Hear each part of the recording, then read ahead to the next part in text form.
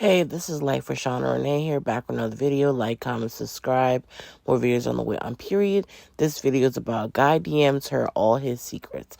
Let's watch the video. This guy DM'd me and he said, if you promise to keep me anonymous, you can share my story. I've never told anyone this, but to this day, it still haunts me. I'll be honest, when I first read this, I wasn't sure if it was true, but he swears up and down that this really happened, so I'll share. He calls himself Mike for the sake of this story. So in the early 90s, Mike is working as a manager at a fast casual restaurant. It was and still is a pretty popular chain. He's in his early 30s at this point. He has a kid that's a freshman in high school and then another one that's in 7th grade. He's a pretty simple guy. He's generally well liked at work. He brings his morning crew donuts. He brings his night crew candy. He tries to keep it pretty positive at work.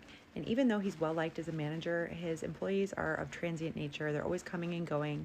A lot of them are high schoolers because it's a pretty low-paying job. Some of them are ex-cons because the business gets a tax break for every felon they hire. He actually knows a lot of the teenagers that he hires because his kids have grown up with them. So one day Mike's leaving work, he's pulling out of the parking lot and he feels somebody slam in the back of his truck, and he gets out and he's like, what is this? And he sees D, it's one of his high school employees. And D jumps out of the car and he's freaking out and like hyperventilating because he's driving an old beater and his car is tore up. Mike looks at the damage on the back of his truck and he sees it's basically just a little tiny like cosmetic scratch, but this kid's car is ruined. And Mike actually knows D. D is the same age as Mike's oldest son, and D's from a troubled background, troubled family, and he actually has his own baby on the way. So Mike feels bad that D is so upset by this accident. So when D asks him not to call the cops because he doesn't have insurance, Mike doesn't think twice about it. He's like, of course I'm not going to ruin your life over this. And D's like, thank you so much. Like, I will pay you back for this scratch. Like, I swear to God, as soon as I get some money, I'll pay you back. He's like, don't even worry about it. A couple days go by and D's having some trouble getting to and from work because his car is still in the shop. He can't afford to fix it and he can't afford a new one. One day he comes up to Mike in the office. He's about to clock out and he's like, hey man, like I know you're getting off in an hour. Would you mind dropping me off at home? I don't have a ride today. Keep in mind, this is the early 90s, so like before Uber and Lyft, and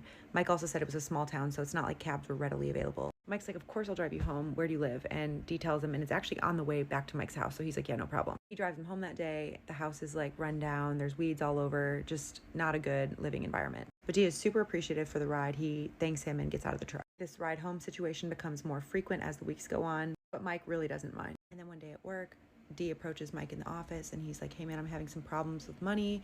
I really need to get some diapers for this new baby. Like, would you mind spotting me $20 until my check comes? And Mike is like a genuinely good person. So he's like, yeah, of course. Like, you know what? Don't even worry about the $20. And he gives it to him. It's not even payday yet when D comes back up and he asks him for $40. Mike shuts this down pretty quick. He's like, hey, I'm your employer. It's not appropriate for me to be giving you money all the time. I was happy to help.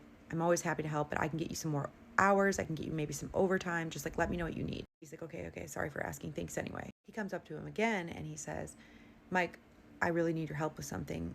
My girl and I are trying to get an apartment for the new baby, and we don't have enough credit, so we need a co-signer. Like, would you be willing to do that for me? And Mike does feel bad, but ultimately he says no because he has his own kids to take care of and he can't afford to be co-signing for somebody he barely knows. And when he tells D no, he sees his face go dark. And D's quiet for a minute, and then all of a sudden he just explodes in anger. And he's like, what, you think you're better than me because you were privileged and you've had more opportunities and you make more money than me? And Mike's like, no, like I told you I'd help you out as much as I can. I can get you more hours, whatever you need, but I cannot co-sign for you for this apartment. So D gets quiet and he's like, all right, I understand, and he leaves.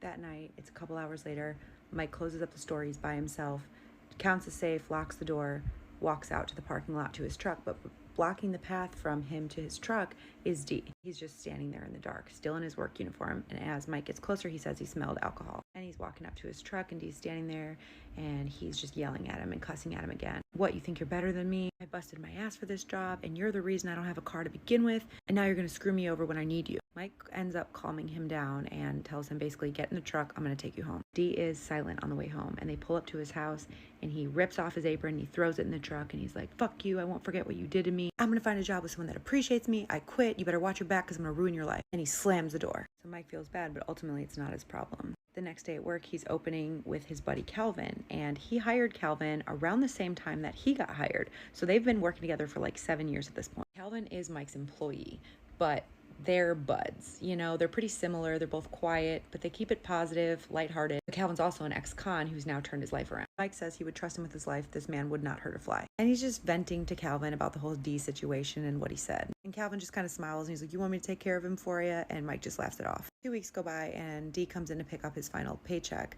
And then when Mike's leaving that night, he notices all his tires have been slashed in the parking lot. He figures it was probably D in an act of retaliation, but he has no proof, so he just shrugs it off, fixes it, and goes on with his life. He gets a phone call from D later that night, and he picks up, and D's like, you get my message? And Mike's like, what are you talking about? And he's like, you see your car? That's the first thing that's going to happen to you if you don't co-sign for me. Mike just hangs up on him. He's like, this kid is not going to blackmail me into co-signing an apartment for him. He's like, what's he going to do?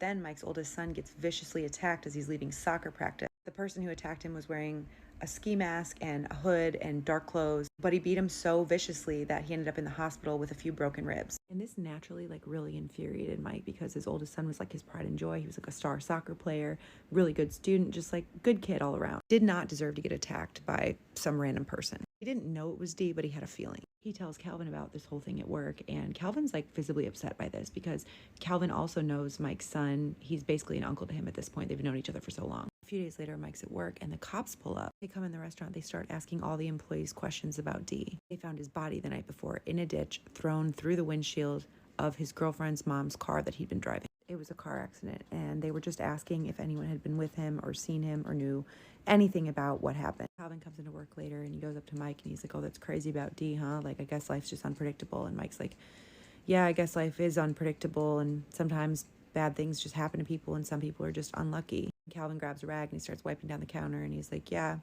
or maybe someone gave him a little push, you know? Mike's like, what do you mean by that? And Calvin's like, sometimes people make bad choices and sometimes those choices it's just the law of karma. Mike said there was no malice in his voice at all. His eyes were calm, but he was almost too calm. Calvin never said anything incriminating and didn't elaborate, but Mike says that he just had this gut feeling like he knew that Calvin did something. Calvin did end up passing away, but Mike said up until his death, he felt like in Calvin's world, favors could mean life or death, and he felt like he owed him one. Keep sending me these stories. I have one about a witch doctor. I have one about a neighbor that wanted more than butter. And I have one from someone who admitted that they were the crazy roommate. So let me know which one you guys want to hear next, and I will keep adding them to this playlist. D is crazy, for sure. Asking for all these things. That's crazy. What do y'all think about this video? You know what to do. Comment below. More videos are on the way. This is Life with Sean and Renee, and I'm out. Bye.